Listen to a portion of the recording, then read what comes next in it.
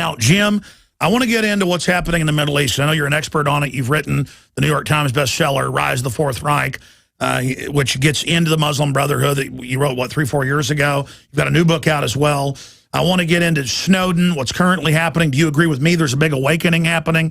I want to talk about that. And then next hour, we're going to get into some of the big conferences you've been going to as a journalist, the real alternative energy from the bull that's out there. This is very exciting and could just produce unlimited wealth, basically, for the average person and revolutionize our future and real prosperity. So we're going to be talking about that some and then segueing into phone calls in the next hour, second hour. But Jim Marrs is an award-winning journalist and author. After graduating from the University of North Texas with a degree in journalism, Marrs worked for and owned several Texas newspapers before becoming independent journalist author. He's also been a professor of history, and he's just done so much more. He's written a whole bunch of New York Times bestsellers, and his book was turned into JFK, the film with Oliver Stone, Crossfire, the plot that killed Kennedy, the basis for the Oliver Stone film. And I'm not going to say anymore at jimmars.com. Jim, we've got about 6-7 minutes before we go to break and start the next hour. You were chomping at the bit out there in the green room to talk about the fact that, I mean, we were showing the videos. I know you could see it in the green room. These are Al-Qaeda flags, guys with big beards, throwing women and children and men, beheading them. There's a whole bunch of videos. And our media keeps saying they don't know who's doing it, when they've got their flags, and our government and NATO is backing Al-Qaeda and the Muslim Brotherhood. What is really behind that?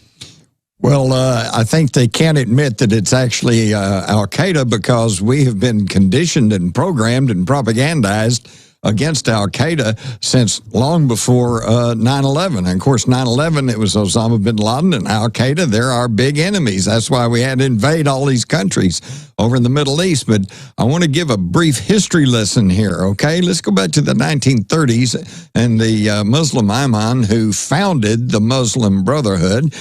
He was enamored of a fella in Europe who had a big national socialist movement going on named Adolf Hitler. That was the Imam of Jerusalem and the Imam of Turkey. Mm-hmm. Two of them. So he wrote to Adolf Hitler, and Adolf Hitler wrote him back and decided, hey, here's a chance, here's an opportunity to get our foot in the Middle East.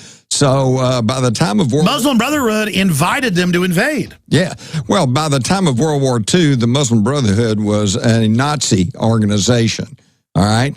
And during World War II, when we were fighting in North Africa, we had about as much trouble with the Muslim Brotherhood Arabs as we did with the Nazi troops in the Afrika Corps. Okay. After the war, we won the war. Well, British then took over North Africa, but they were war weary. They had plenty on their hands, so they turned the Muslim Brotherhood over to the CIA. All right. So people... Who's really a skull and bones globalist branch. Exactly. They were the Eastern establishment. And not really Americans. Not truly. Now, you have to understand then that the CIA has run Al-Qaeda since after World War II. All right. Now, Al-Qaeda then, that name came about. On record. This is all on record. This is all well documented. Osama bin Laden, who was a Saudi...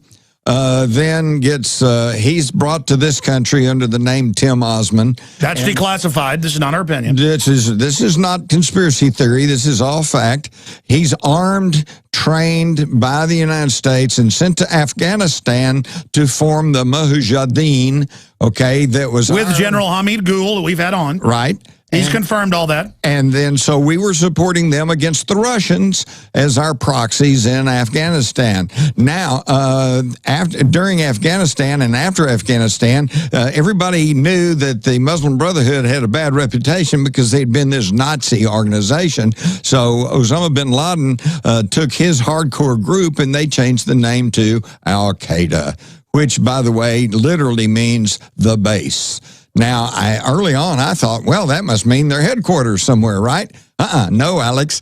The MP and... they killed him a week after. Robin Cook, a week after he went public and said that's the name of the CIA database. Yes. He said it's the database that the CIA keeps of Arab Muslim operatives that they can, of course, call up and get them to do anything they want them to do. So it's really, really important for your listeners to share the information that when they hear Al-Qaeda, they hear CIA. That's who's been right. Al-CIA. Yeah, Al-CIA. That's exactly right. Right. And now they're running them in Libya, running them in Syria, and now they're running them against the army of Egypt. And our government, for the first few days, was saying the army was wrong. The truth is Morsi turned the country over to Al-Qaeda, not just Muslim Brotherhood, to just run around slaughtering people. Why is Obama funding groups that are killing Christians in Egypt? Well, and we see the same thing happening in Syria. Now, I'm not trying to say that the government in Syria is wonderful. No, but they didn't start this. They didn't start it, and they're not killing the Christians. It's the rebels killing the Christians and killing the Jews, and we're funding them, and we're giving them the arms. It's incredible, folks. You have no idea what's going on in your name and with your tax money. Man, I tell you, who do you think Obama really is? Because... he's a Muslim socialist, period. End of story. I mean, he himself said so, you know. Yeah, but I used to think that was just like a CIA cover. Yeah. I think their mag should be an Illuminati double cross here. Well, the thing is... Napoleon teamed up with these guys for a while. Well, that's it. In high-level politics, you know, the alliances form and then break apart and form again. And when you get to that level, it's just whoever can benefit you. Well, here's my point. I don't want TSA acting like I'm a terrorist to look for bin Laden in my underwear or in my wife's brassiere when we all know this is a fraud. So now when I get there and they act like I've done something wrong, I go, look, you all know the government runs Al-Qaeda. And then when the customs says, do you have drugs? I go, no. You know the government ships them in. And 2 levels of customs went, yeah, we know that, to me at the airport at Dallas. It's like everyone knows this. It's like, leave me alone. I'm not part of your murdering New World Order. Stop acting like I'm guilty. I've got a bumper sticker you'd love. It says, dare to get the CIA off drugs. Absolutely. Or Ron Paul's favorite sticker on his desk for 40 years. Don't steal, the government hates competition. That's exactly right. Johnny Appleseed was born during the Revolutionary War. He's not just a legend. And in more than 5 states, he introduced apples that had not even been grown in the colonies. Later, the seeds from plants he planted and cultivated and some of the varieties he developed spread across the United States. And it was Johnny Appleseed teaching the colonists and then the new Americans, after we won independence, the love of planting fruit trees that introduced that idea to North America. Ladies and gentlemen, it is a revolutionary act to unplug from the television, to unplug from the computer and all the globalist propaganda, and to go out in your backyard or your front yard or planters at your apartment or on the roof of the building where you live, and to plant a garden. Become the Johnny Appleseed of your community with seeds from the InfoWars Seed Center at InfoWarsStore.com. The simple act of planting fruits and vegetables and then tending them and taking care of them and then sharing them with friends and family is a revolutionary act against tyranny. The globalists, first and foremost, do not want us to be self-sufficient. The crony anti-free market capitalist, the fascist, are using socialism and collectivism to shut down societies. Stalin in Poland and in Ukraine and other areas starved on record more than 10 million people over 5 years by not letting them grow their own crops and collectivizing them.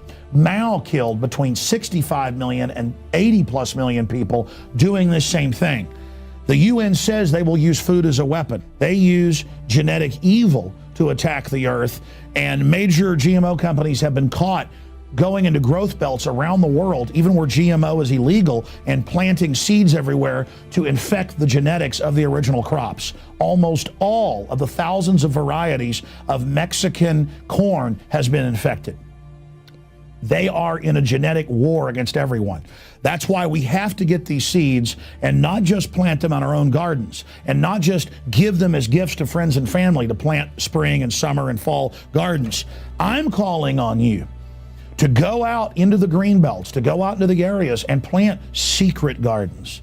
No, not of marijuana, but of the hundreds and hundreds of incredible high-quality vegetables and herbs and fruit plants that are here. Lemons and oranges, the list goes on and on. They will grow, plum trees, grape trees, they will grow almost everywhere in the U.S. We can literally, not just buying these products from InfoWarsStore.com, but from wherever you get them. This aggressive program literally just came to me one morning when I woke up about 4 a.m. realizing that we've got to counter their genetic war against us with original, real crops developed over eons on this planet. We have the lowest prices. We bought it in the biggest bulk that some of these companies have ever seen to ship this directly to you from the InfoWars Command Center. We stand for life.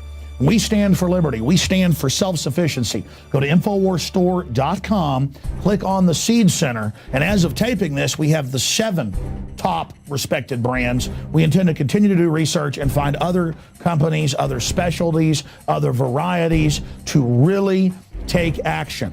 The InfoWars Store Seed Center has the largest online selection of heirloom, non-GMO seeds. Check out these products from our newest supplier, Heirloom Organics. The Medicine Garden for a natural remedy. The Tea Garden that contains every important tea herb you can grow. Fruit Lovers with 12 varieties. And the Tobacco Pack, additive and pesticide free. Join the gardening revolution today at InfoWarsStore.com. This is a revolutionary action we're asking you to take. Plant seeds everywhere today. Nurture them, bring them to fruit, and pass on the knowledge to others. Become human again. Discover your roots in the soil. And remember, the revolution against tyranny is growing.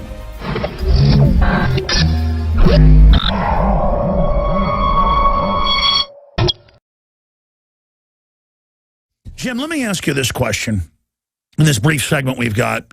A, do you think there's a mass awakening happening? And B, how big is it? And C, did the system overplay its hand where it's in the mainstream news, the government launders most of the drug money and that brings the drugs in, and that private banks get the profit, and that private groups are using the NSA to spy on their enemies and blackmail people, and that the government really runs Al-Qaeda? And I mean, everything we've talked about is now being proven correct, and they can't even kill Jim Mars or Alex Jones. I've figured that out. They could kill us. They still might, but it won't do anything because it's the message is out there. It's like we're just people that see the obvious. We're nothing special. Yeah, it's really amazing. No, and I totally agree with you. I think there is a huge mass consciousness raising going on. Number one, though, most people think that they're isolated because they don't hear any of this in the mainstream corporate media. All right. It's absolutely incredible. About a month ago, there were 53 cities in this country that had massive demonstrations against the genetically modified organisms of Monsanto. No coverage. And there was no coverage. That's not news, folks. That's not journalism. That is propaganda and suppression of the news. But they get news from you. They get news off the internet. There's all kinds of people out there. Yes, the consciousness is rising. But the problem is, number one, most people think that they're the only ones because they don't hear their views and the information parroted in the or mirrored in the mainstream mass media. And the second thing is they're kind of like the deer caught in the headlights. They know something's wrong. They know something's bad. They know there's a lot of stuff going on, but it's what do we do about it? What do we do about it? Because it's a good question. It's a valid question because do you go vote? No, they control the vote through the voting machines. They skew the numbers.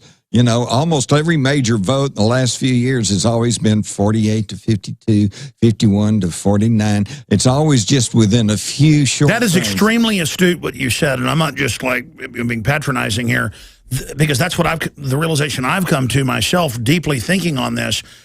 Most people know they're in trouble. Most people are aware something's going on, but they're never given validation by the dinosaur media that still doesn't have that many viewers or readers, but people still think it's authoritative.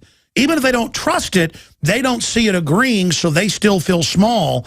They don't understand that if they're a Jim Mars or Alex Jones, people recognize and come up to you. Then you realize how many people are awake. It's incredible.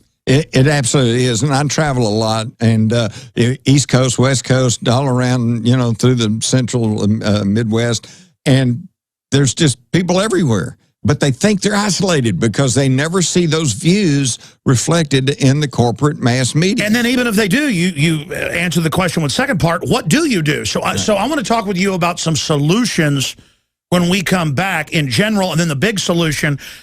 I just see so many cons out there. I know there's a lot of real stuff, but then there's also cons using it to make money with free energy, perpetual motion machines. But there's real stuff with hydrogen and other things that really are the answer to everything. Right. Because if we have enough wealth and enough energy and end artificial scarcity, it's over. I want to see that happen. And you've been doing some deep research. Absolutely. You mentioned hydrogen. Just stop and think about this. What is the most plentiful element in the world? Hydrogen. Hydrogen. Why is that? Because the world is predominantly water. And what's water? H2O, 2 parts hydrogen, 1 part oxygen. There's more hydrogen than there is Well, that's oxygen. why in the film, which is based on science, that you said last night you haven't seen, that you should go see, the one with Tom Cruise that just came out, Oblivion. That's what the ships they're taking away as our water for a hydrogen jump. But stay there. We're going to get into real science with the one, the only Jim Marrs straight ahead. Now you can watch Alex Jones live at Infowars.com/show. You'll find links to all of our content there and a free 15-day trial for Prison Planet TV. You can also browse the network, the InfoWars Nightly News, And over 60 movies and documentaries all together in one place. You can watch the Alex Jones radio show live as it happened. So check it out, Infowars.com/show.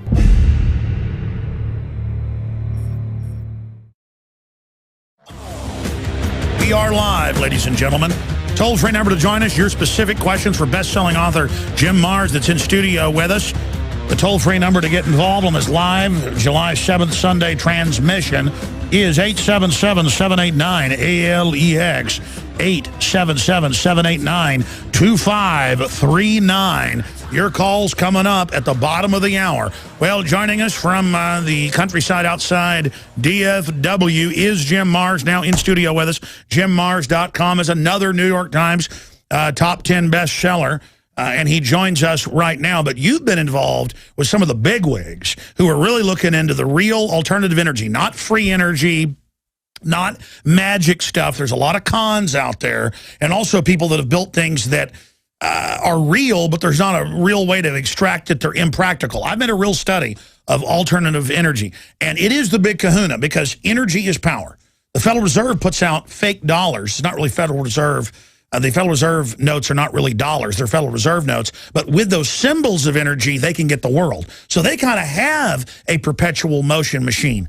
While they try to create artificial scarcity, that's why Obama, in fact, let's cue that clip up from last week, told Africans, you can't have air conditioning, you can't have a car, you can't have a good life. That's bad for the earth. While the GMO is destroying the planet, while the globalists are blocking the clean alternative energies and putting out fake windmills to their select buddies in Solyndra, not even building the complexes.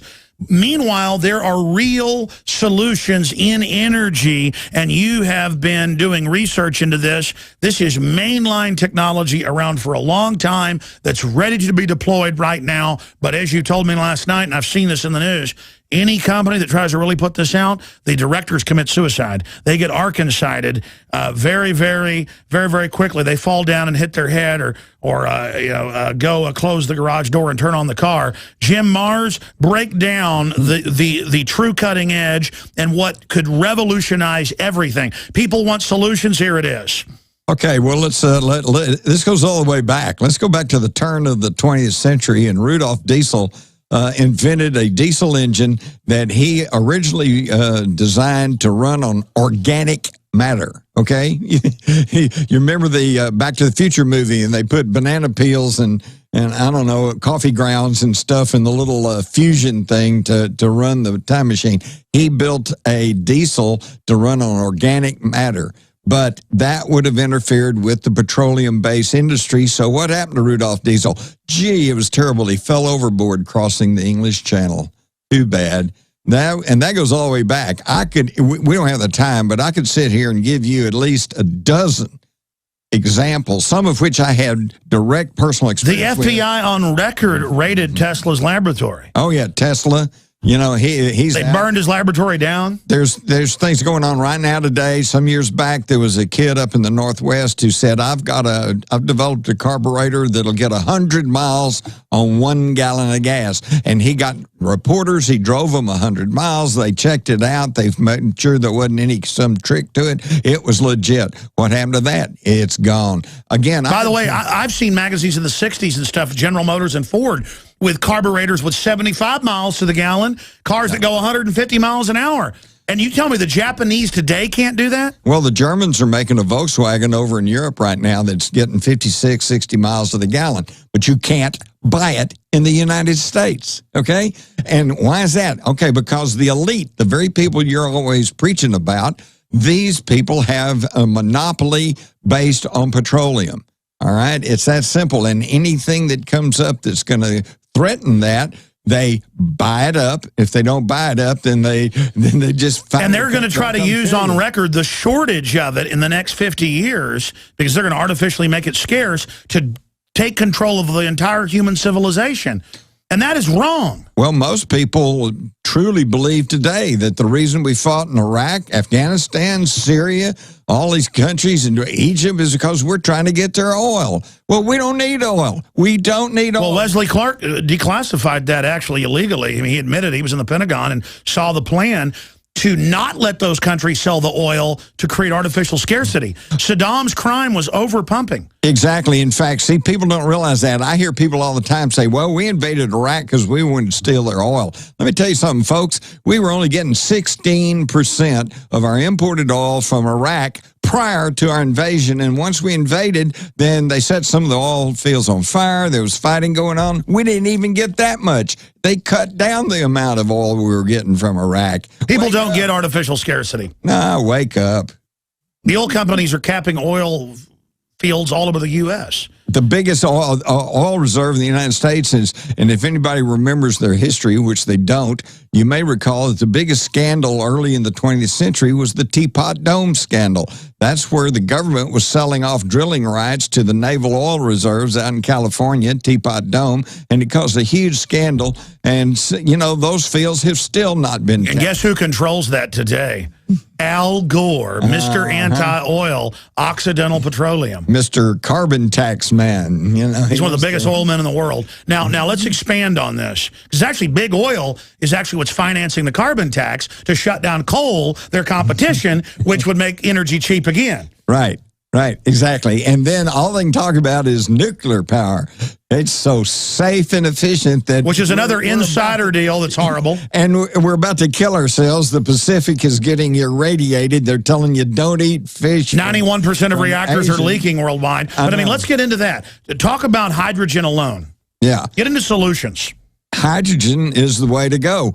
I met a fellow here just the other day who had been an engineer, and he lives in New Jersey, out in the kind of the countryside.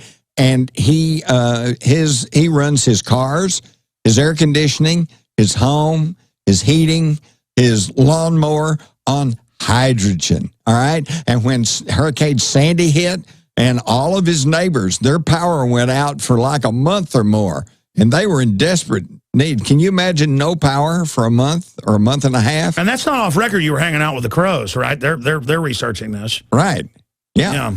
And he was telling, it was a great story because all his neighbors, he was a bright light, so to speak, in the middle of the darkness because his lights were on and everything was operating, and his neighbors would come to his house and to take a shower and to juice up their batteries for the. And this is on record. So the most plentiful free element out there is hydrogen. This gas.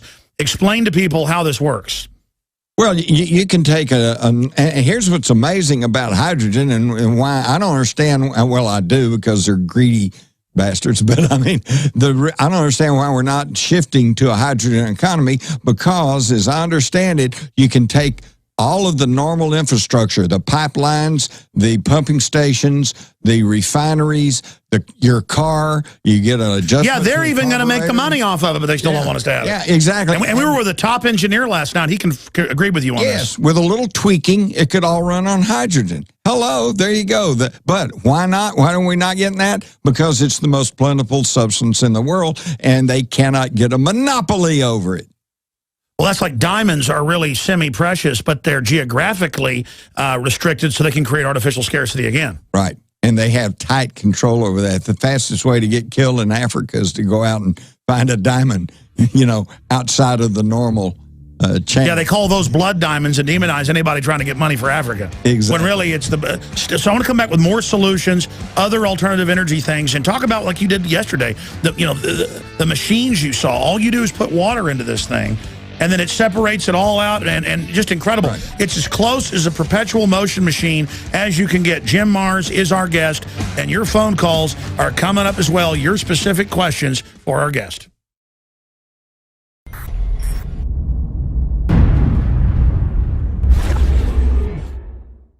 Because there's a war on for your mind. That has been our motto here at InfoWars for my 18 years of battle against the globalist. And now we see the open announcements of global, private, corporate tyranny over our governments.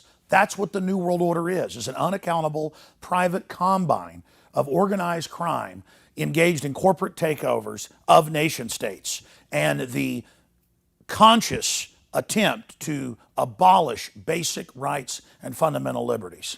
Infowars.com is not just leading the charge against this here in the U.S. or North America. We are leading the charge worldwide. And that's because our listeners, our viewers, our supporters, fellow freedom lovers like you across the planet resonate with our message of liberty and telling it like it is. And that's why for the last 2 years especially, I have thrown everything I've got, my time, my energy, our backup capital, everything into really trying to awaken the sleeping giant that is humanity. And that's why the July issue that just came in a few days ago is so important. We've already sold about half the stock we have of it at cost in groups of 10 up to 100 in bulk. It covers the entire NSA spy grid, how it ties in worldwide, how it's not about stopping terrorists, but about suppressing and dominating and controlling the free press and political opposition. And in this magazine, we don't just have 3 free bumper stickers like I did a few months ago. We have 10 bumper stickers, 4 full-size ones with amazing messages guaranteed to get people thinking like America has been occupied by globalist forces. Infowars.com. Listen to Alex Jones at Infowars.com. Infowars.com. Forbidden information. Listen to Alex Jones. Infowars.com. And then on top of it, 6 medium-sized bumper stickers with the message as well. These are key to post in legal and lawful areas on your book bag, your computer, your car, or to give friends and family. I have printed 500,000 of these bumper stickers. Only half of this month's run of magazines has them. So when you purchase them in bulk or you're a 12-month subscriber, you will get the special issue. And I can't afford to do this every month, so it's going to be quite a while until we do this again. Please take advantage of this. Buy them in bulk and give them to your friends and family and encourage them to get these bumper stickers out, because with 500,000 stickers, we can reach tens of millions of people with the message of truth. They want to collectivize us. They want to bankrupt us. They want to drive us into their arms to control us. They want to dumb us down. But the sleeping giant that is free humanity is awakening. So I want to thank you all for your support. I want to encourage everybody to go to InfoWarsStore.com and to get a 12-month subscription or to give a gift subscription. Imagine 12 of these coming to your friends or family's door to wake them up. Or to give a gift subscription to the local police department or your local congressman or woman. This is how we're going to affect change, voting with our dollars and voting with our time. Again, visit InfoWarsStore.com today to subscribe, to get the magazine in bulk, or to give a gift subscription, or to give yourself a subscription to wake up friends and family. I am all in. I am committed 110% to not mince words and to not back off and to boldly confront the globalist. And our listeners and supporters, our info warriors, who aren't behind us, they're right beside us. So I want to thank all of you that have supported us in the past, and I want to encourage all of you out there who may be on the fence, that know this information is true, but have been scared to take action. You had better be scared of not taking action and letting this monstrous system come to fruition. Now is the time to commit. Now is the time to say which side of history you're on. Now is the time to stand against the globalist and the New World Order. And regardless of whether you get this July issue, this July 4th resistance to tyrants issue, spread the word about liberty, resist corruption in your area. Millions of us doing little things can move mountains together. I'm Alex Jones signing off for Infowars.com and the Infowars team.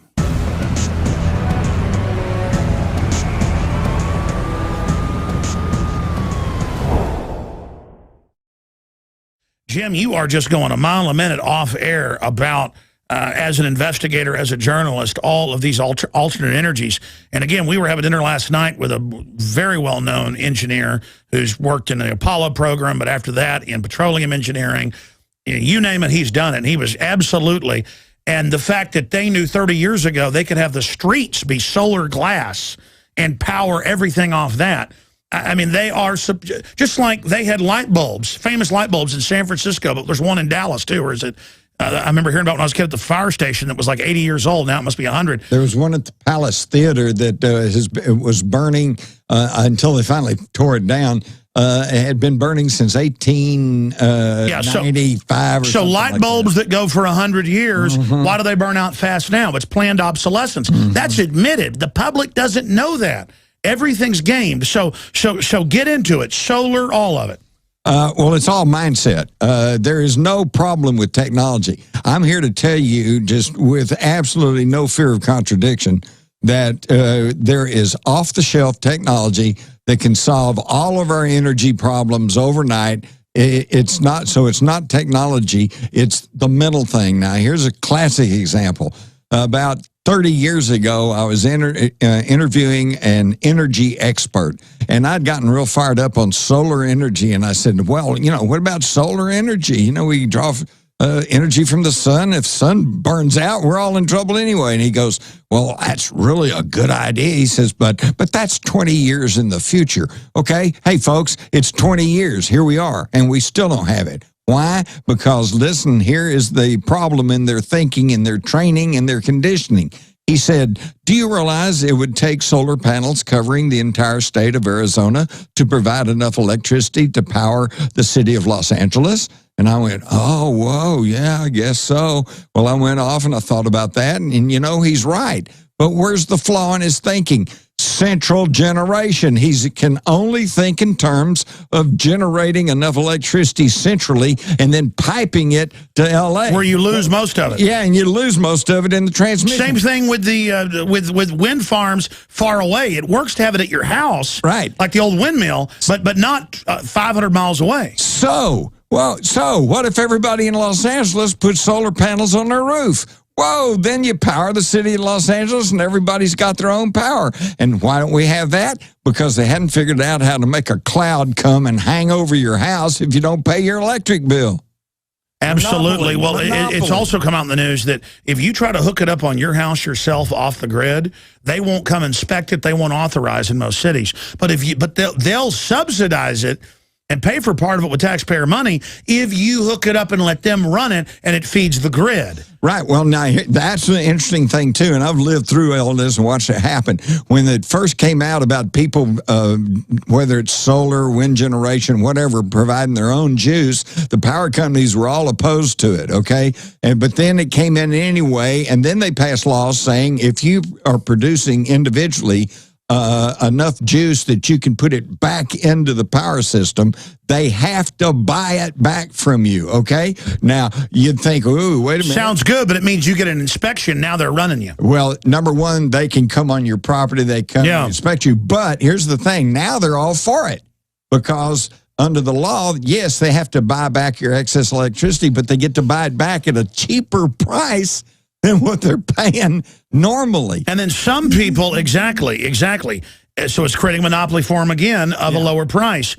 But they're making money on it, so it's okay. Exactly, but the people say, well, aren't you for Obama then? He's giving tens of billions of taxpayer money a year to this. So did Spain. It bankrupted him. It's given to select insiders. He gave it to his buddies, and they went broke. They don't even open a building up. They just take the money and run. Exactly. Or they build windmills 500 miles away on record that break and don't even work and kill the birds. And that's because chances are, if you looked way into their portfolio, you'd find that actually they're heavily invested in oil and gas. Well, no, it turns out you're right. You know, again, BP is the biggest funder of all this and the biggest funder of carbon taxes. Right. They're the group that gives most of the money to fund Bilderberg as a charity. Look it up. Okay, you mentioned BP is running the clean energy movement so they can kill it. Exactly, and I just ran into some wonderful folks from California who had been getting some help, quote, help from Shell to develop hydrogen, all right? And then they finally realized that they weren't getting anywhere. Shell, that's Dutch oil. That's Queen Beatrix of Holland. They don't want that. It's a public relations move. She owns that company. And they weren't doing it. In fact, if anything, they were throwing roadblocks. They are not just that company, but on record, the federal regulators, it's the same in Europe, will go to anybody and go, you got a nice company here. What, it's worth $10 million? Here's $500 million. Sign it over to us, and they shut it down and then say, look, we're green. Yeah, exactly. Well, do we have that Obama clip real quick? We're gonna play this clip because, again, he's telling Africans you can't have progress unless we have clean energy. Meanwhile, he's blocking it all while claiming he funds it all. This is the incredible brainwashing. Here's the clip. The youth that everybody's mentioned here in Africa, if everybody's raising living standards to the point where everybody's got a car and everybody's got air conditioning and everybody's got a big house, well, the planet will boil over unless we find new ways of producing energy. Now expanding on that whitehouse.gov clip, the problem is warming happens in all the major studies. They've had to admit this now, and then carbon dioxide goes up, and now NASA admits it's a cooling gas, and it's a trace gas. So it's a total red herring. Let us run the energy system and decide what you can have, or it'll burn the earth up. Right. Well, what they claim is that it's the carbon emissions that are causing greenhouse effect and then heating up the planet, okay? So, well, if we go to hydrogen, it doesn't heat up. If it puts out any excess at all, it's oxygen and clear water. Which is something we need. Yeah. And how horrible. By the way, listen, people, listen carefully to this. It is not global warming. It is solar system warming. The ice caps on Mars are diminishing, which means they're melting. The ice. The UN voted and said the sun doesn't affect temperature. But the ice on some of the moons of Jupiter is melting. But I'm being sarcastic. I mean, they voted and said the sun doesn't affect us. The sun is everything. Well, they used to tell us the world was flat. But I mean, how dumb do they think we are? The sun is the main driver of climate. Well, they think we're pretty dumb if all we do is watch mainstream media. I agree. Now. Let me throw this out, and we're going to go break, come back with calls here, and then into overdrive probably. We're sitting here looking at this. I mean, I just want to point out that they claim they're the ones trying to save the earth. They're the ones that are damaging it. Absolutely. The genetic engineering. I mean, look at that. Well, you're looking in the dictionary under hypocrisy, and you find government officials. I mean, there it is. They're in the pocket of the vested interest, which means the oil companies. We're going to take questions, but you were the longtime Fort Worth Star-Telegram head police reporter, and I'm going to get your take on how police have changed when we come back with Jim Marrs. I'm Alex Jones.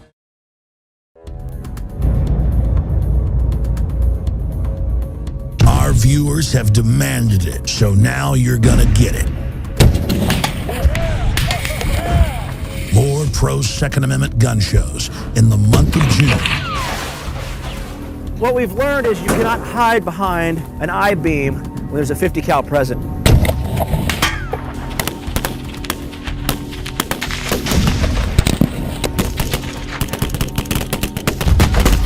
Brothers in Arms, 50 cal ammo review, and more. Coming in the month of June to the InfoWar.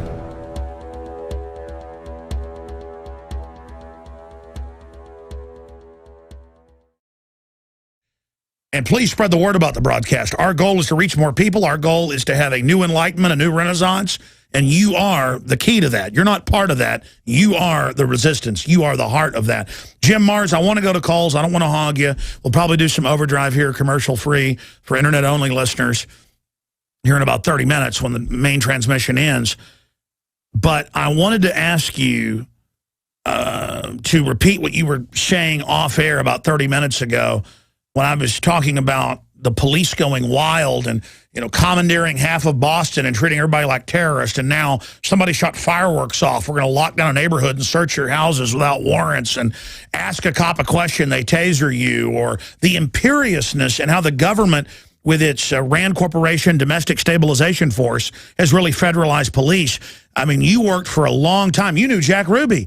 I mean, you've been working since the early 60s as a crime reporter in Dallas-Fort Worth at the Fort Worth Star-Telegram. Give me your take on this transformation of our police. Well, unfortunately, yes, you're right. There is a huge transformation. Back in the day, back in the early 60s when I started, I was the police reporter. I officed in the police station right across from the dispatch room. Had all these monitors. You know, every time a call come in, I'd hear it, and I had a little mobile call. Talk about transparency. They'd never do that today. No. A reporter in the heart of the police station. Right there, and I'd go hang out in the dispatch room and talk to the dispatchers. I knew them all. They all knew me. I'd go hang out with the detectives, and in the morning, we'd all go get coffee. And several times, we'd be having coffee in the morning, and they get a call that we got a homicide. Because, let's face it, you know, morning, that's when you find the bodies, right? Yeah. So, boom, man, I just run with them. Had a little snappy brim hat and a trench coat, and I'd just go with them, had a pad and a pencil, and I'd go walk right on into the crime scene, step over the blood and the mud and the bodies and everything else, and just sit there, make my little notes and write down what was because we were a free country more then. I mean, this was the old republic. Yes. Exactly. You didn't cover up. Here's what happened, and it's an evolutionary thing. It wasn't anybody's fault, but before long, all of a sudden, the radio stations decided they wanted to get in on spot news, so they started carrying little portable tape recorders. So now you got 3 or 4 or 5 reporters from radio stations with recorders. They want in. All right. Well, then the next thing you know, the TV stations, they were getting either. And now they want to make something up to get a story. Now there's an adversarial relationship, and the globalists have played off that. They wanted to be there, okay? And then the TVs started getting little cameras they could carry, either 8mm, 16mm wind-ups or small videos, but then they had to have a light guy and a sound guy, and the first thing you know, you had 24 people. Well, you can't keep out one reporter and let them know the one in. That's not fair. So they started keeping everybody out.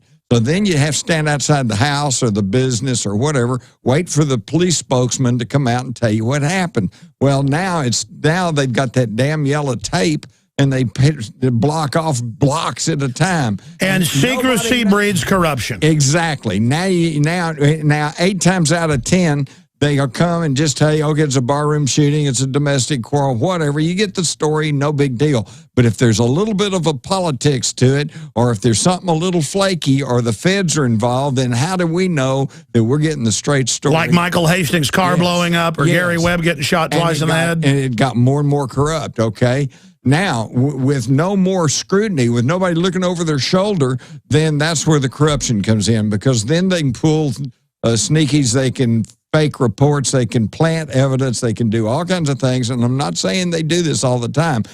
I still have the highest regard for police officers because that's a tough job. It is It's a tough job, and I honor them for doing that. But like any other job, like any other group of people, they're not above the law. You got a small percentage that are just cowboys, okay? They're there to be arrogant. They're there to push their weight around. For example, if you get stopped by a cop, how many times, if anybody listening to my voice, how many times have you ever gotten stopped and the cop says, "Oh, wait, I'm sorry. I think I got the wrong car," or, "Oh, I'm sorry, I made a mistake here"? Never.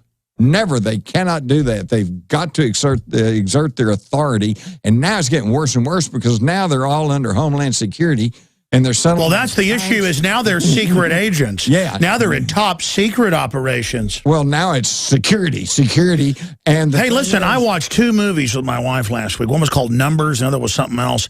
But the point is, it's like now the CIA comes and kills the bad guy and goes ahead and shoots their family just because they saw. And the movie ends, and that's good. I mean, they're just selling torture, secret arrest. Who's going to protect us from a government?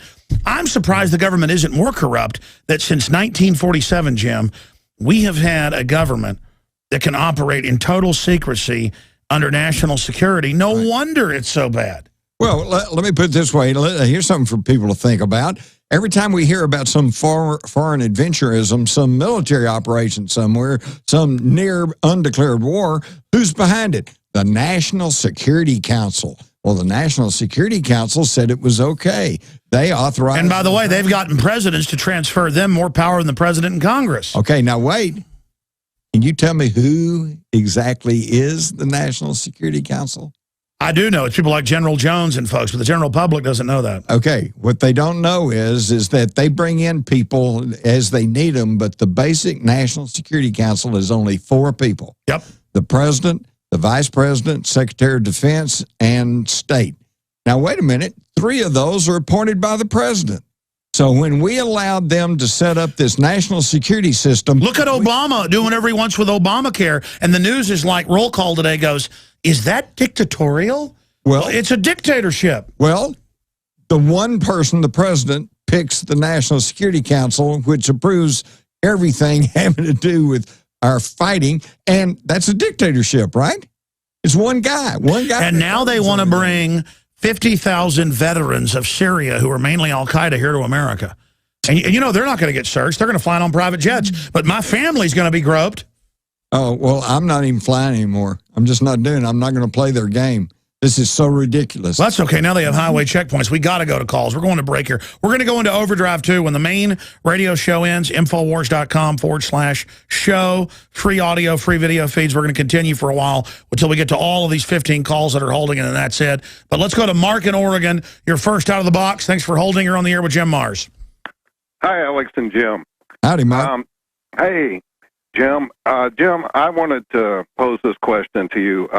Alex has a fully functioning social networking website, planetinfowars.com, I believe. Would you agree that on planet Earth, this website is by far the greatest potential tool which can be used to allow people to organize together into national and even global protests? Sure. We set up a social network about a year ago. I don't talk about it enough. It's planetinfowars.com. Millions of people use it, and there's anything you want to set up, you can do there as long as it's legal and lawful and not obscene. And it's a great place to organize and have folks meet together. And I said that in my speech last night that you were at, and you just given a speech before me, is that it is the people. They're going to have to lead. We can point out problems and do research all day, but from a cop on the beat to a school teacher to a doctor, they're going to have to decide with their moral decisions where they stand. Well, here's the good news. There's more of us than there are of them.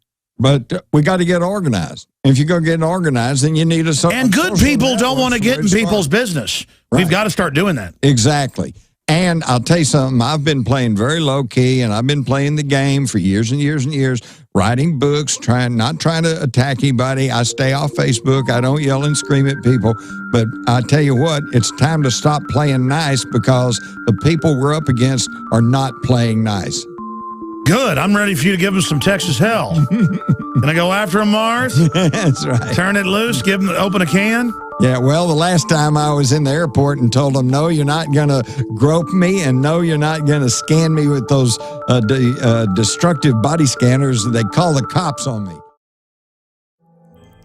For more than 6 years, I've talked on the air about creating a social network. PlanetInfoWars.com is in its beta phase. We're just launching it. And I want to invite all of you out there to be in on the ground level. Planet InfoWars is about people coming together, forming activist organizations, getting involved politically, hunting and fishing, gardening, dating. This is a place for people who love freedom to meet and to talk and to write and to post information. And I give you this pledge. We are not going to spy on you and sell your data to the New World Order. PlanetInfoWars.com is free, so people who love freedom can get together, connect with people who are awake and know what we're facing. Be active, organize, take action, go viral, create, contribute, resist, because resistance is victory. You are victory. It's waiting for you to breathe power into it. PlanetInfoWars.com. Jim, I want to go right back to phone calls. But again, you were bringing up a lot of issues during the break. You were saying something about Nazi Germany, which you've written best-selling books on, paralleling America. Oh, absolutely. No, the only point I was going to make is that the Nazis, at the height of their power and arrogance, middle of World War II, they did not, and I'm sure never even contemplated, stopping Germans on the street or at a public place and saying, we're going to grope your genitals and we're going to put our hands in your pants. And like the TSA. Yeah, like, you know, that because they drag your kids away and then go get back and then grab them, and some weird guy with grease dripping off his hair does it. Why didn't they do that to those Germans? Because those Germans at that time would never have put up with that. But we do. Nobody puts up with what Americans put up with. I know. And it's sad for me. They laugh at us. Israel, probably one of the most security conscious countries in the whole world, they don't do that. They don't touch. No, they actually profile. I know. It's incredible. Oh, one other thing, too, about the police, the changes that I noticed. When I started back in the 60s working for police, if for some reason the FBI showed up, they came with their hat in their hand. Would you like us to help you? We'd be glad to give you some help if you'd like. And, of course, the local police, man, J. Hoover, the FBI, holy cow, yeah, please, you know, help us out. Now cops roll over like a dog, pee on themselves. Well, it all happened on my watch. Just over the period of about 10 years there, it went from, hey, can we help you, to, well, we're here to help, to get out of the way, we're with the federal government. To roll out a red carpet and kiss my patoot. Yeah. I mean, you should have a dog rolls over and, like, you know, I mean, that's yeah. And so I think my message is to all the police officers out there and deputy sheriffs and law enforcement people, listen, you do not have to cave in to the FBI and the feds. Yeah, stop groveling. Why do we even have states? Exactly. They are run by corrupt people. You're the people that's supposed to be protecting the public. Okay. Yeah, the federal government has been totally taken over by globalists. Well, serve and protect the people. Protect us from them, okay? Jim Marrs is our guest. We got to go to calls right now. Let's talk to Curtis in Tennessee. You're on the air. Go ahead. Yes. Hello, Alex. Mr.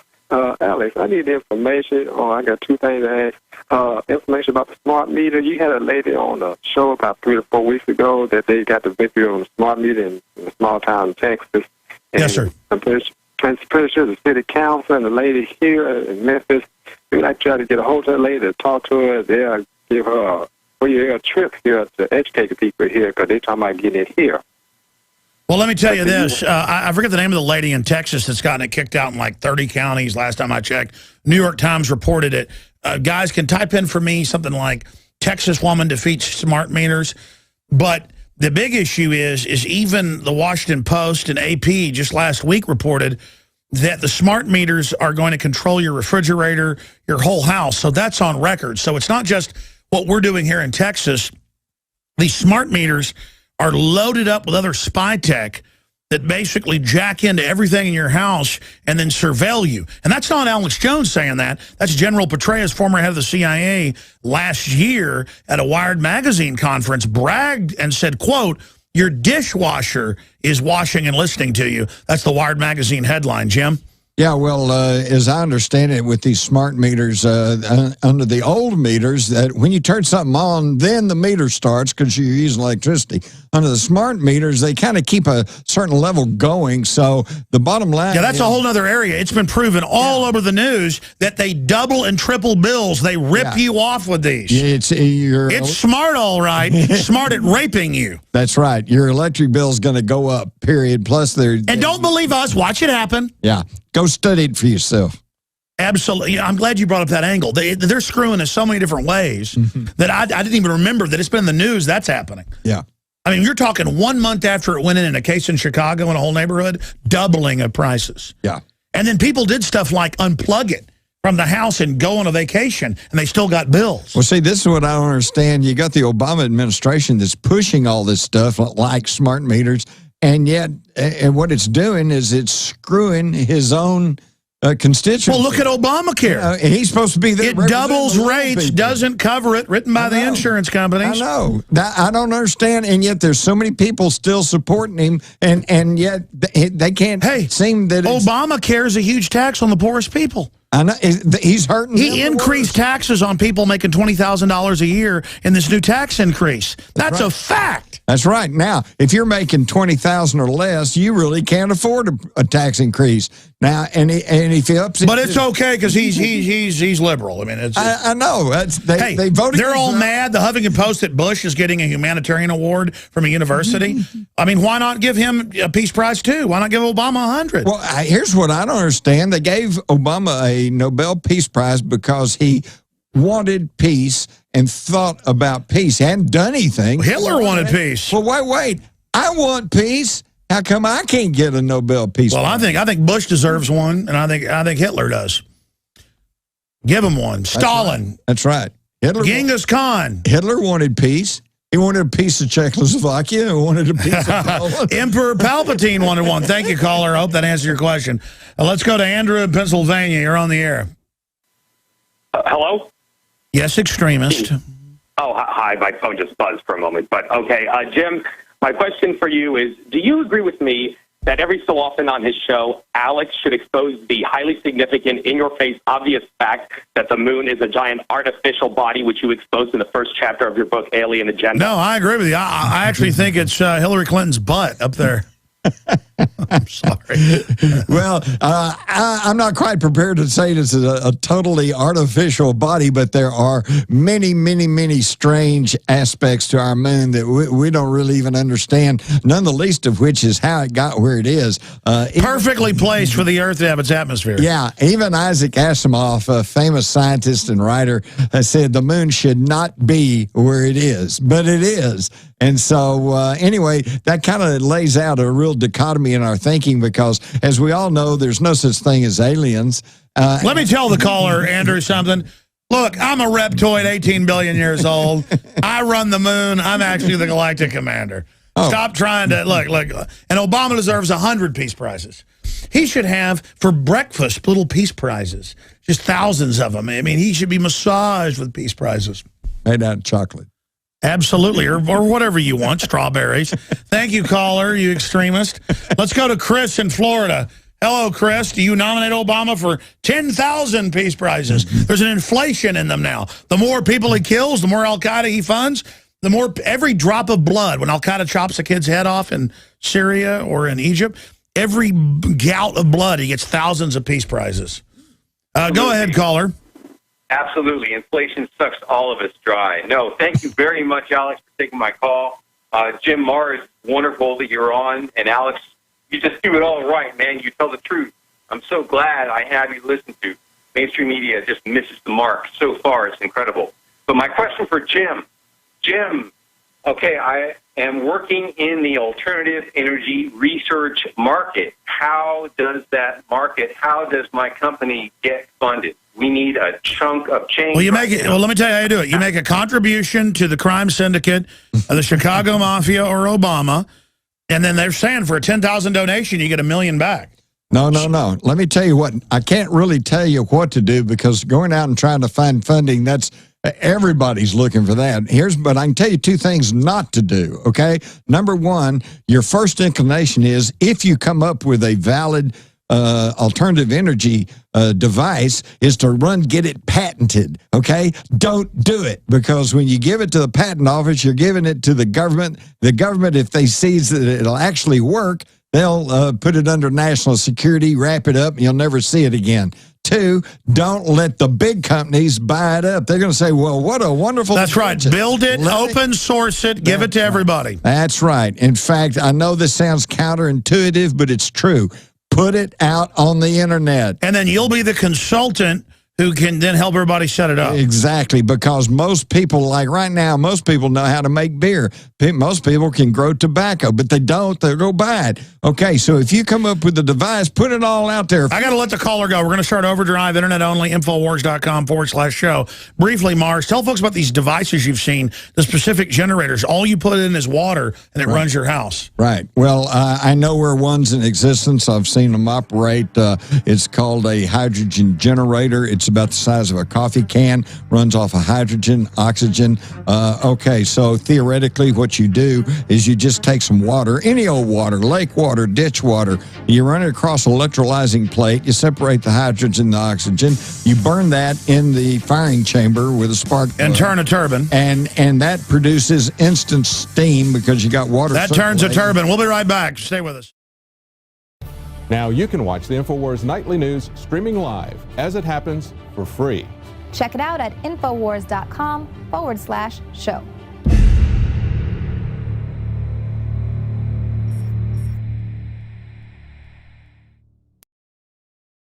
You were getting into how these hydrogen generators work, start back over, and then get into your friend they basically killed. Arkin sided with that. Yeah. Well, he got the idea for this thing and then built it, and it actually worked. I've seen it work. But it got people would take off, and the big companies tried to come and buy it up. He wouldn't sell to them. And this thing basically could produce superheated steam, which could then turn a turbine, produce all the electricity you want. And then when the steam condensed, you had potable water, okay, clear water. So it not only was a water purifier, but an energy generator. And it's about the size of a coffee can. And I've seen it work. It works, okay? And then, but the next thing you know, we were off visiting in China, and when we got back, we found out that he had been found in his car up in Denton County, and a hose run into the tailpipe, and they ruled it a suicide. And yet, my wife and I and all the friends, everybody knew him. Nobody believes that. But how can you prove anything? Well, listen, I know people that have developed products that have made hundreds of millions of dollars in medical devices and medical treatments and drugs and salves and things like that. And they say government's point blank, this is a disruptive technology. If it doesn't play ball with the big boys, they don't allow it. Right. Or the big boys will buy it and just warehouse it. Right. I guess the analogy or the parable or the allegory would be at the end of Raiders of the Lost Ark, that warehouse just full of all those boxes of other secret things. All right, here's another one. When I was working for the newspaper, I covered this story where Western Electric, which was the R&D facility for Bell Telephone at the time, had developed, again, a little coffee can type device that was a solar collector generator. And, every time your phone rings, it uses just a little, the old telephones, it took a little bit of juice to ring the bell, right? So, but over a year, and with all the telephones, that was millions of dollars in electricity that it was costing the phone companies. So they came up with this little solar collector generator, and they were going to put it on the telephone poles of all the neighborhoods, and they'd collect a little bit of sunlight energy, hold it, and then ring the telephones. It was going to save them millions, okay? Well, the problem is, just as they got ready to patent it, somebody realized, now, wait a minute, if we put this out, somebody's going to get hold of one, they'll take it apart, they'll figure out how to make a solar collector generator, they'll make a bigger one, they can run their house and have their own independent electricity, so they shelved it. Put it back in your closet. Last night, the video's up at Infowars.com. Raymond Teague, who was one of the head Apollo engineers, he's on the TV shows, the photos, he's there. He said a lot off record we can't repeat. Why do they tell me this stuff? Unfortunately. Unfortunately, but as journalists, we wear those hats. We can't. I'm mainly a commentator, but I wear the journalist hat, so I never tell, never kiss and tell. Learned that with the cheerleaders very quickly when I was about 15. But but the point is that I never kiss and tell. But what he did tell us is on record about when he was working at RCA in between the Apollo program, Skylab, and then he went on to the shuttle program. What they admitted. Tell folks about that. Oh, well, they've had anti-gravity, and he saw one they'd put out in the company newsletter, as I recall. And, yeah, it showed the guy floating around on it, the engineer. They said, yeah, we've developed anti-gravity. And you've got that clip, right? Aren't you going to show that? Well, it's up on the side, but the point is, it's just wild. Raymond's a real guy. I mean, well, and he's telling us this. And this isn't just one story from one guy out of there. In my book, The Rise of the Fourth Reich, I believe, I detailed how that right after World War II, there was a series of articles by William Lear, the guy who invented the Learjet, and by several other very reputable people, and they were all talking about anti-gravity, and that was the next thing, and it was going to be, and then it all went dark. That was the end of that. And today they have got it so suppressed that if you go talk to an aeronautical engineer and start talking about anti-gravity, he'll laugh at you and run out of the room because they say it doesn't exist. Back in the late 80s, they had it. They did the Hans and Fleischmann or whatever it was, 0-point energy. Oh, it was a mayonnaise jar. Turned out that test actually worked. Now, it wasn't really very feasible to transfer the power, and it didn't create a lot of power. But the point is, it was a real test. Hundreds of universities have now done similar things and proven it. Right. But since that hoax happened, or they claimed it was a hoax, no coverage. Right. No coverage. Now, briefly, and then I'm going to these calls. I promise, callers. Get into deals. For those that don't know, it's been declassified that they made a deal for most of the Iraqi military to stand down in 1991. They made a deal in 2003 for over 90% to stand down. They were trained here in the U.S. That's on record. Saddam was CIA. That's declassified for those that don't know. He'd gone rogue, so he was definitely an adversary, but that's how infiltrated it was. The Germans were able to take France in 2 weeks because, again, the majority of their general staff stood down to become the new dictators, the Vichy French. They moved from Paris to Vichy to run the whole country. That's why they stood down. It's the same thing. Deals are made. Now, what is your evidence of the whole Nazi system going underground or making a deal with the West and the whole rat line, paperclip? How deep does that go? That goes way, way deep. I'm going to have to make this short and brief, but you're going to have to do your own homework. But read my book, The Rise of the Fourth Reich. Basically, the story is this. We know the Germans were working on an atomic bomb, but the official history says, oh, but they weren't able to make one. But yes, they were. They may have even set off some tactical nukes on the Eastern Front. But Stalin couldn't admit to that because he was having problems enough keeping his people in the war anyway. All right, so Germany had the atomic bomb. Whoops, they did. How come they didn't use one? Okay, very simple, because by the time they had one that was operational and that they could use, it was towards the end. The Russians were closing in from the east. The Allies were closing in from the west. And the key thing, a couple of key things, they did not have a reliable delivery system. They had a 3-stage rocket called the New York rocket, if that'll tell you what their plan was. But it was unreliable. They didn't have a guidance system that was that adequate. They had a huge base in Norway with these 6-engine bombers, and they were waiting to go on the New York mission. Which they then put in Captain America, the first episode, with the Red Skull. See, they take real stuff and then make it a movie. And make it a movie so that if it comes up, people go, oh, well, you just saw that in the movie. But anyway, all right, But you wrote about this before that came out. Oh, yeah. And I have a copy of the 1942 Luftwaffe blast study of an atomic bomb on Manhattan Island. That's what they were doing. So why didn't they do it? Okay, simple.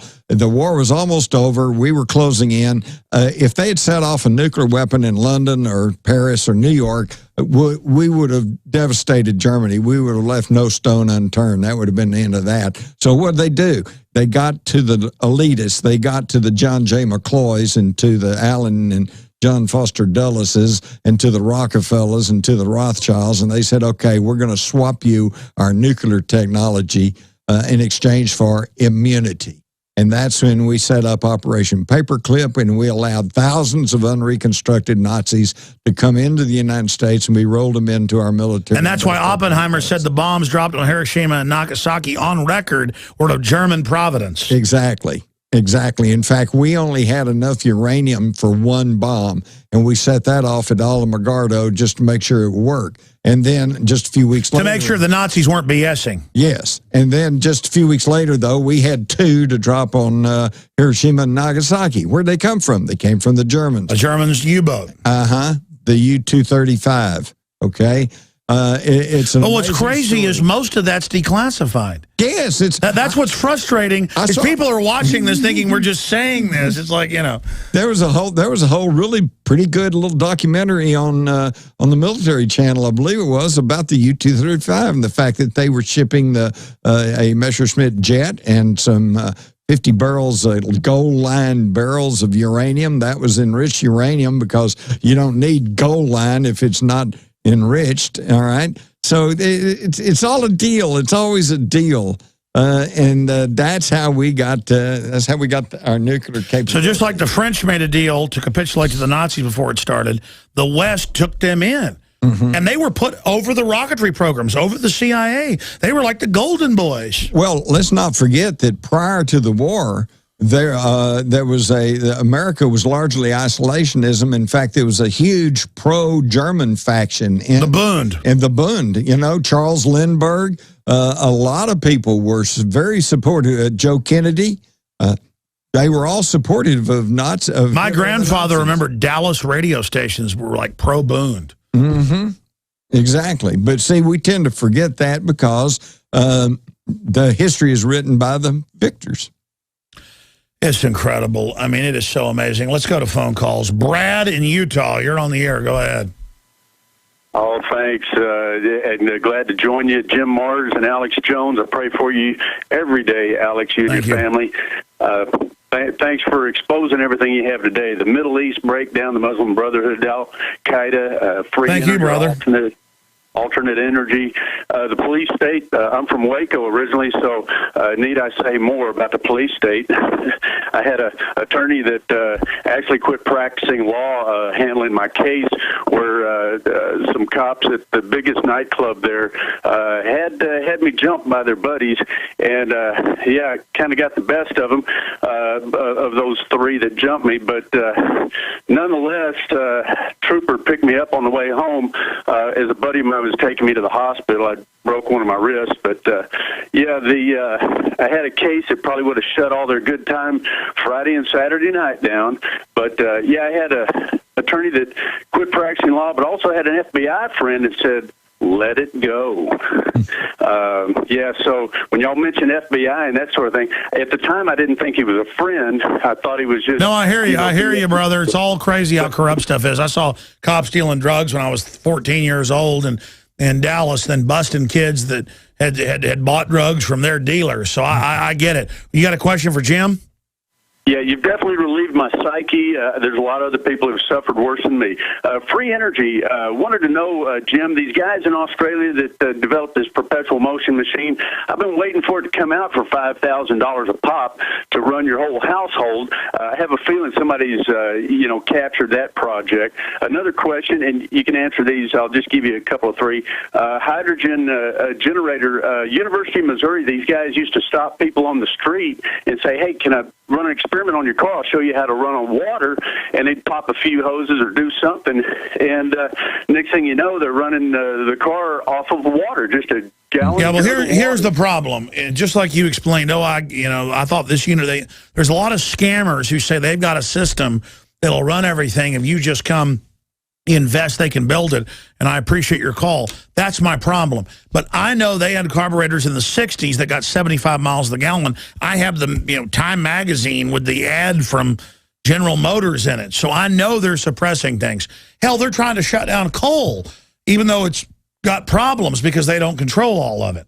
So we know that's going on. I appreciate your call. Any comments on what he said? Oh, well, you do have to be careful, and there are some scam artists out there. So when they come around saying, I'm wanting money, but now if you're talking about when those students were showing how to run your car on water, I think you can. Now, as far as those people in Australia, don't hold your breath, okay? You're probably never going to hear about that again. It's incredible how they shut down alternative energy. But listen, putting from a certified, well-known company, putting a windmill up at your house to power part of what you're doing, that's real. Mm-hmm. Putting in solar, just moving partially into it, that's real. Mm-hmm. That's true. That's true. And hydrogen can be real if they just pay attention to it. But they have put the kibosh on that. They don't want you even thinking. Yeah, there's a lot of government saying it's looking into clean energy or new energy or alternative energy is because they know how hot it is. Right. Well, solar, there's drawbacks on almost every alternative energy. Tidal, you have to build something on the seacoast. Solar, you got to hope that you're going to have a lot of sunlight. Probably wouldn't work very well in Seattle. Coal, you got to be somewhere where there's coal, But hey, hydrogen, it's everywhere. It's everywhere. No, hydrogen's the key. That's the whole moral of this show. Hydrogen secrets. The secrets of hydrogen with Jim Marr. And if you ran your cars on hydrogen, the ravings of a fascist. If you run your car on hydrogen, guess what your pollutant is? Oxygen. Hey, watch it. The clean coal plants put out carbon dioxide. They list that as a pollutant. They'll list oxygen as a pollutant. You come out with those hydrogen generators, they will list oxygen as a nerve agent. Well, they will list it as a chemical weapon, punishable by immediate execution. The EPA has already declared that carbon dioxide is a dangerous gas, and yet every time you exhale, you're exhaling carbon dioxide. Plants breathe it. Plants respirate. They operate off that in photosynthesis. All right, we got Al Gore calling in. He's mad at you. Man, bear, piggus. Piggus, wiggus. You're on the air. Go ahead. I'm calling in about the Teapot Dome scandal, Alex. Well, welcome to the airwaves, Man, Bear, Pig. Good to have you here, Al Gore. Good to talk to you guys. Hey, Jim, can you take us back to Dallas? If you were there in Fort Worth when Kennedy was assassinated, I mean, I'd just love to pick your brain about that. I mean, I was born like a month before that happened, and we'll do that. We'll do that on some future show, right? This is the 50th anniversary. It gets closer. But I mean, what was it like when it happened, though? Just briefly. Well, what do you want to know? What do you mean, what was it like? Well, good question. I mean, it's just like you were there. I mean, so many of us who, like, it affected my whole life. It woke me up and allowed me to wake up more when 9/11 came. Because come on, a single gunman did it. Don't be a conspiracy there. if you know what they did to Kennedy, and it's obvious, like you say, Alex, 95% to 100. Anybody who studies it knows the government did it. I think your question may be is that didn't want people aware, and how come that it's been so controversial all these years, right? Let me explain this to you. People need to understand this, and the polls back me up. Right now today, well over half the people in this country detest Barack Hussein Obama, okay? I mean, they don't like him at all. Some people even think he's the Antichrist. All right, so tomorrow, if we were suddenly told by the news that he'd been assassinated, you've got half the people in this country who go, well, good, okay? Well, now multiply that feeling by a factor of 10 because it was simpler, straightforward, more honest times, and that's what happened at the Kennedy assassination. The rank-and-file average citizen thought he was cool, thought he was nice, had a beautiful wife, and loved to see the kids crawling around. He was great. They loved him. But the other half, and this unfortunately included the wealthy people and the industrialists and the bankers and the military people, they hated him and they thought he was a danger to the country. So even though they had nothing to do with his killing, it was okay by them. Yeah, the whole system played along. It was a different world back then. One final comment, Man Bear. What led you to write Crossfire, Jim? And if you ever talked to, like, Mark Lane's obviously written some great books. He's awesome. I think he spearheaded a lot of the... what's the Israel connection? You were talking about that yesterday in your speech, or also when we had dinner. Talk about the Israel thing. That was another straw that broke the camel's back. Kennedy was shaking up the status quo. He was going to abolish the Federal Reserve, take the troops out, let black folks vote. Get us out of Vietnam. He also was balking at Israel. He was demanding that we inspect the Dimona plant to make sure they weren't making nuclear weapons, and he had already made it clear that he was not going to allow us to ship weapons-grade plutonium to Israel, something they really wanted and desperately needed. So I don't think that was the reason that he was killed, but it was another one that added to the stars aligned. Yes. A lot of people got sick of it. There was a whole series of agendas that coalesced right there in 1963, and it was okay. What's your bottom line on Kennedy? Good guy or bad guy? Well, because it looks like they killed Marilyn Monroe. Yeah, well, personally, of course, he was human and kind of a rounder, and you could claim that he was, not a really good guy, but I think on the total, he really believed he was president of the United States, and he really believed that he was going to take some steps to try to correct the injustices and imperfections in our system. Well, that put him up against all the entrenched special interests. Who were used to making the decisions. Exactly. He thought he was president, and they showed him he wasn't. All right, caller. Hope that answers the question. Mark in San Jose, California.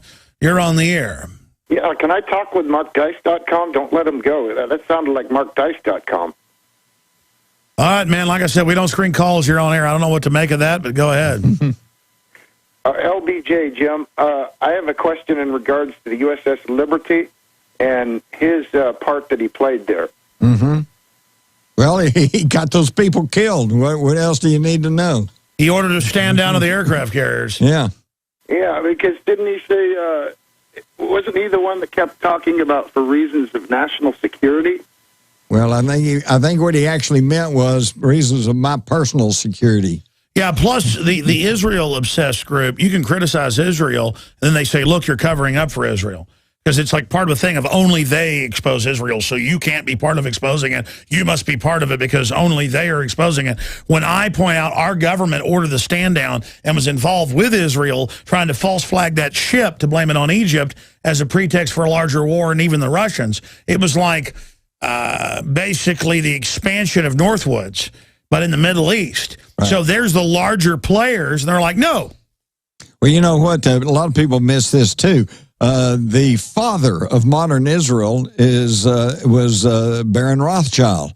And so the Rothschilds created Israel. They were also the people who funded communism in Russia. They're also the people who created Hitler in Germany. And they're also the people that run the United States through Wall Street. And that's why they're in charge. They're full spectrum dominance. Exactly. They know how to set up the whole climate and then sit back as they all run against each other. Right. So don't fall in the trap of thinking it's this versus them versus the Russian versus the communists versus the Zionists. It's all one big ball of wax. It's all corrupt gangsters that have studied how humans operate, manipulating us. Good question, caller. Let's go to Shohabi, I think I'm pronouncing it, in Oklahoma. You're on the air. Thank you for my call. Thank you, Jim, Alex. It's Sohaib, but thank you very much for taking my call. I just had a quick question for Jim Mars. 9/11, the book 9/11, we're coming up on the 12th year anniversary of 9/11. There's a million Muslim march in Washington, D.C., and there's been 2 movies released, White House Down and Olympus Has Fallen. Any false flag alert, anything like that? Yeah, they've got all these movies, Jim, since you're looking quizzical, where the White House is being attacked. And I think that makes it like the White House is good, the bad guys attack it, it's right. The good guys. I don't think that means there'll be an attack on the White House, though they might do something like that. I mean, they love false flags. Right. But we've so damaged the franchise of self-inflicted wounds.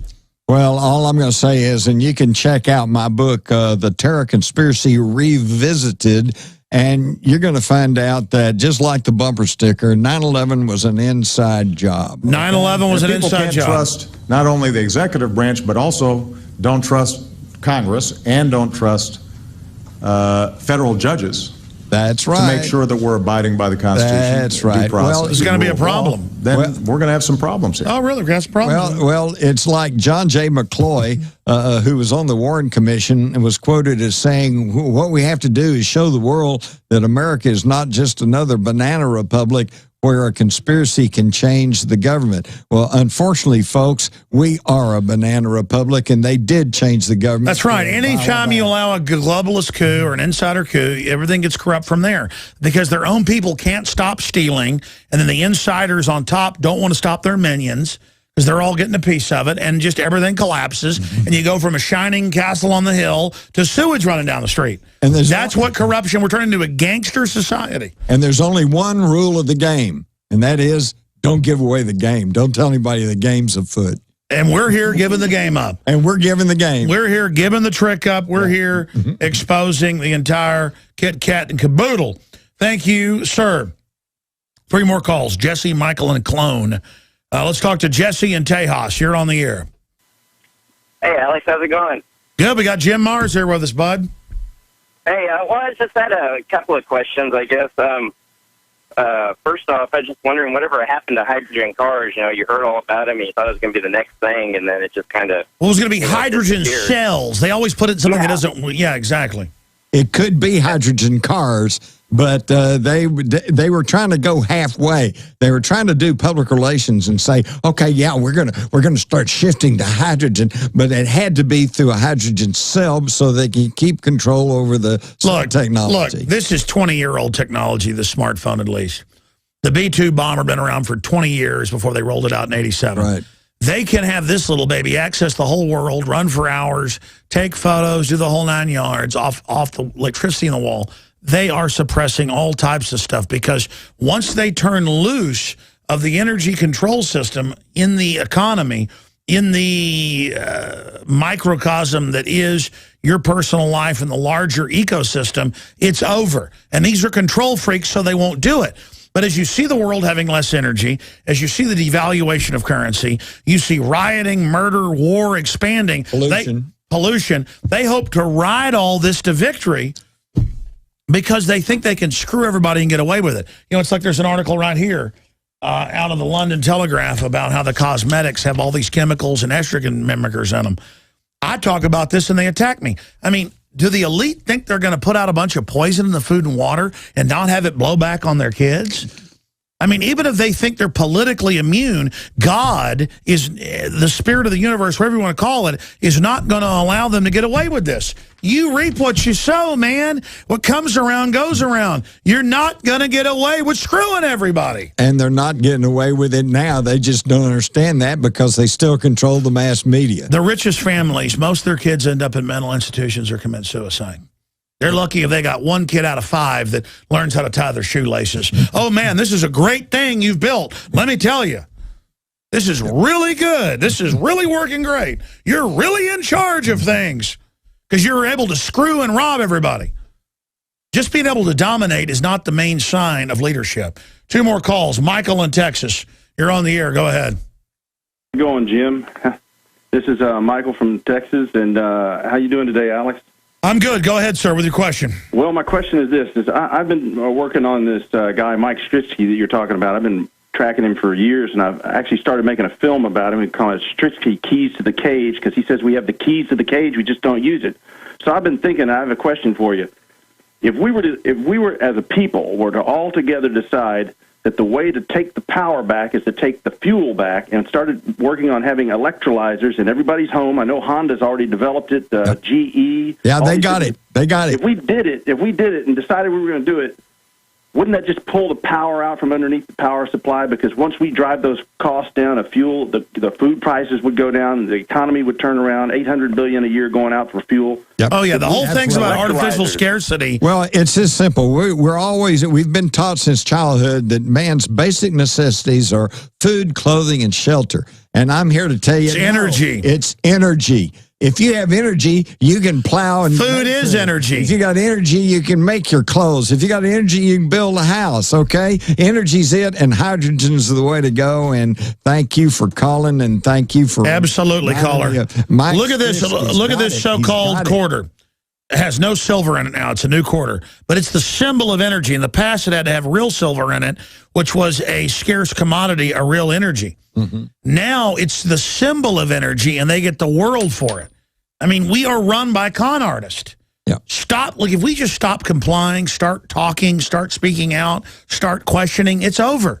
Well, and what the caller's saying, and it's absolutely true, is right now, if you wanted to make your whole house energy independent with hydrogen, you can do it, but it's going to cost you $50,000, $60,000, and most people don't have that. But it's supply and demand. If everyone would say, I want that, then they'd start producing it. The more they produce, the little cheaper it would get, and pretty soon they get it down to maybe $1,000, $2,000. Stop right there. I want you to expand on that before we take these 2 final calls. What he just said is the key to all of this. Why are the globalists waging war against the real free market? Against your vote, your ideas, real competitiveness. With their collectivism, with their austerity, saying you can't have progress, it hurts the earth. Because they're in a war to shut the economy down worldwide so you don't industrialize if you're in Africa, or so we don't go to the next level of near-free energy. Because once that happens, their monopoly is over. So they're in a race to kill the free market, to shut the economy down, with a planned economy to keep you in a dark age away from discovering all this. Because if we go to the new Renaissance, it's over for everything they've done. Elaborate on what you just said. And by the way, they're losing. They're sliding downhill. They realize it.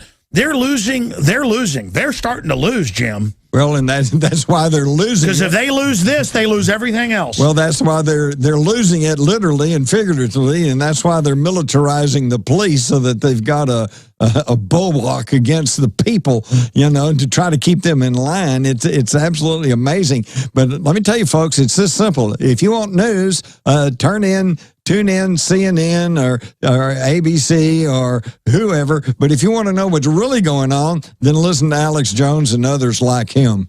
Well, this is history happening. All I want is a real future for my children and grandchildren, just like you do. And these people running things are losers. I mean, I could go around and defraud people and run scams. I don't do that because it feels bad, because I can feel it's hurting myself.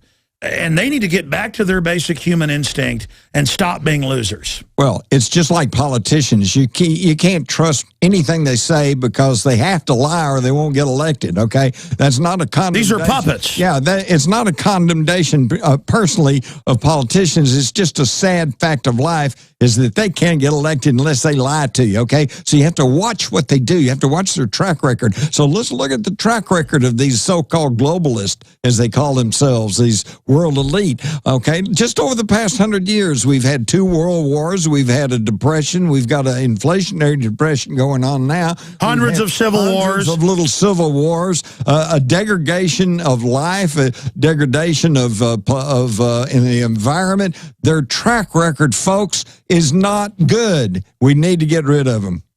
I agree. One final call, but this is a historic broadcast. It's a very important broadcast, and I hope people pay attention to what's being said here, because the establishment is a very unhappy group of failing people who use every dirty trick to stay in control, but the dirty tricks they're using are destroying the very island they're sitting on. Let me put it this way, folks. Here's my final thing. If you'll stop and think about it, you'll realize that I can assure you, Alex can assure you, that we have the technology right off the shelf today to make the earth a garden spot. We could provide basic food, clothing, shelter, basic medical attention to every single living person on this planet, okay? But it's not happening, is it? In fact, if you'll stop and think about it, we don't like to know this. We don't want to think about it. But right now, while you're listening to my voice, you know that all around this world, there are literally thousands, if not millions of children. 30 million a year. Starving to death. Okay? I don't want that. Alex doesn't want that. I don't think anybody listening wants that. So why is it that way? Okay, because I'm here to tell you, somewhere, somebody wants it that way. And we got to figure out who that is and put a stop to it. You're absolutely right. They are blocking progress because they enjoy the suffering. They enjoy suppressing humanity. They're on record saying it. And it is totally and completely disgusting that they claim they want to industrialize cleanly these other countries, but they actually block it. It is incredible. Let's take one final call. Clone in Illinois, you're our last caller tonight. Go ahead. Hello? Yes. Hello, gentlemen. It's a great honor to speak with you today. I've been a listener since about 2005, Alex. I'm a Prison Planet member, and I just started subscribing to the magazine. I'm probably getting ready to go sign up on Planet InfoWars, but I just want to ask you a big question. I just historically, I think you're one of the greatest men at this particular juncture in time, and I just want you to be very careful. And if you stay alive, I think you're going to change the world. I mean, noticeably, globally. And I just want to ask you if you will be my honorary big brother today. Big brother, like in 1984. You're funny. Stick to the show. Can you love me, I can't get enough. And this. I feel like your show has driven me almost completely crazy, but I have a totally rational perspective on a worldview at the same time. And it's so difficult to get people to wake up. And if people know me, they know you at the same time. Well, look, I mean, it's easy to, like, unplug and kind of go along with the Matrix. But I want you to unplug from its propaganda and just rediscover the world for yourself. But God bless you, sir, and I appreciate your call. Hey, clone, you know what's the worst thing about being a clone? I had a question for Jim. Yeah, go ahead. Ask your question for Jim. But what's the worst thing about being a clone? Yeah, the worst thing about being a clone. Yeah. You know what's the worst thing about being a clone? That's just my pseudonym for today. I know. What the worst thing about being a clone is? And you got nobody to blame but yourself. Worst enemy, I understand that. No, but it does come down to that. We need to change the world. Yeah. We need to decide to be good people. The globalists think we're losers. They've said they think we're losers. And are we going to buy into this template they put out for us, or are we going to change that? But what's your quick question for Jim? The people have brought this upon ourselves, I know. What's your question for Jim? I saw Jim's video lecture about this element, monoatomic gold, and this is what some perceive as the ancient mana. That it's some say it's also not even on the periodic table. Yeah, people are always looking for alchemical things that are going to fix everything. And now with these big machines they've got with high-powered electricity, they can actually make new elements. So there's a lot of weird stuff going on. But what's your quick question? We got to end it right now. Right, and with quickening, everything's exponential, even with alchemical science. The JFK movie, I want to know how that came about, and possibly if there would ever be an RFK or an MLK movie. That's a good idea. Good to hear from you. God bless. That's a great way to end it. All right, let me try to make this real quick. Oliver Stone, of course, was a Vietnam veteran. He got really upset about Vietnam. He did Platoon, and he did Born on the 4th of July about what happened to veterans when they came back. And it all had to do that. And in his research and in his thinking, it finally came back to why did we get into that Vietnam War? And he realized it went back to the Kennedy assassination, and that's why he did the movie JFK. There you go. Closing comment, Jim Mars. Great job on the broadcast tonight. Thank you, Alex. Thank you, and I look forward to having you back again whenever you want to come in the studio with us. Sounds good. Great job to the crew. We will now rejoin the retransmission 36 minutes into the first hour of the worldwide broadcast this Sunday. I'll be back in only, I don't know, how many hours is it? 11 hours and 5 hours. Do the math. We're talking about 16, 17 hours from now. 11 a.m. Central. I'll be back, Lord willing, here on the radio. Please pray for us and continue to get the word out, because I can tell you from the bottom of my heart, I'm real. I'm just here trying to empower humanity, trying to take action. Now you can watch The Alex Jones Show live as it happens at Infowars.com/show. You'll find links to all of our content there and a free 15-day trial for Prison Planet TV. More than 60 movies and documentaries all in one place at Infowars.com/show.